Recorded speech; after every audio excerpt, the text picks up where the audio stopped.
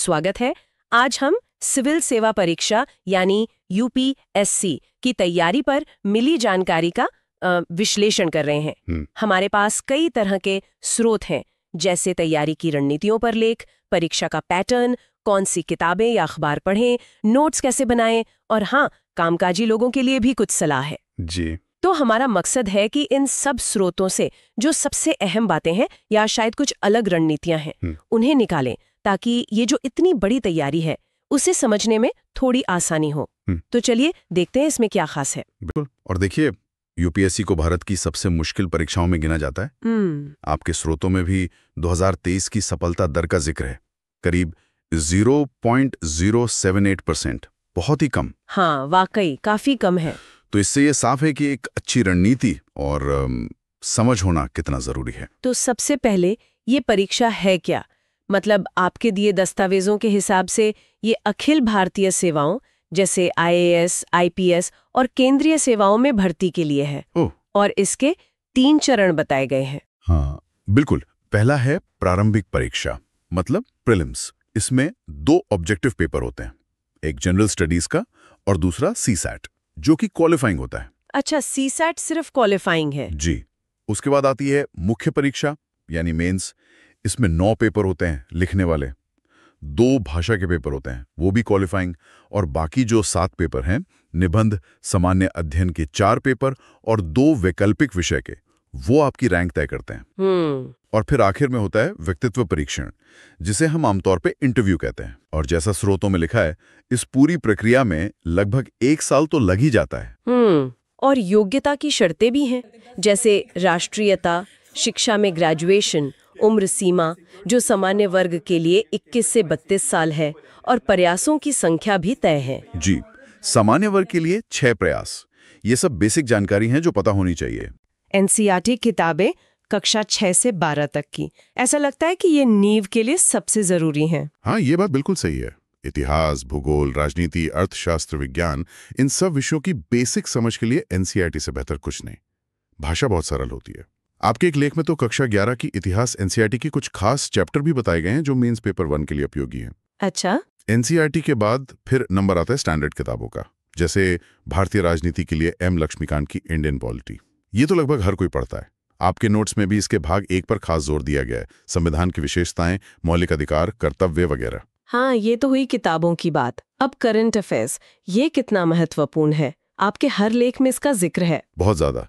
मतलब ये prelims, mains और यहाँ तक कि इंटरव्यू, तीनों चरणों के लिए जरूरी है।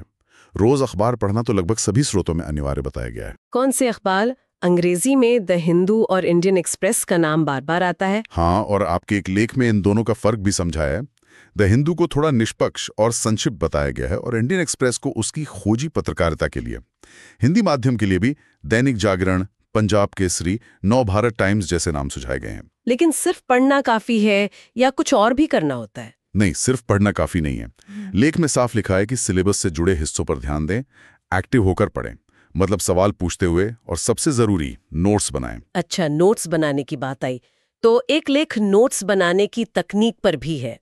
क्या ये वाकई इतना फर्क डालता है? हाँ, उस लेख के मुताबिक तो बहुत फर्क डालता है। अच्छे नोट्स का मतलब सिर्फ जानकारी लिखना नहीं है, बल्कि मुख्य आइडियाज को अपनी भाषा में लिखना, बुलेट पॉइंट्स इस्तेमाल करना, हेडिंग्स बनाना, और एक बहुत जरूरी बात, जो स्टैटिक विषय हैं उन्हें करंट अफेयर्स से जोड़ना। ये तो जरूरी लगता है। और हाँ, नियमित रिवीजन। बिना रिवीजन के नोट्स बनाने का भी कोई खास फायदा नहीं। जानकारी याद रखनी है और समझनी भी है। ठीक है, अब बात करते हैं समय की।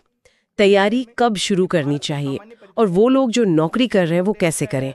इस पर भी आपके स्रोतों में काफी कुछ है। जी, आम सलाह तो यही है कि प्रीलिम्स से कम 9-10 महीने या 1 साल पहले तैयारी शुरू कर देनी चाहिए। और कामकाजी लोगों के लिए जो लेख है, उसमें ये बात अच्छी लगी कि नौकरी छोड़ना जरूरी नहीं है। हाँ, ये जरूरी है। बिल्कुल, बल्कि समय प्रबंधन पे जोर है। जैसे रोज 5-6 घंटे निकालने का लक्ष्य रखें।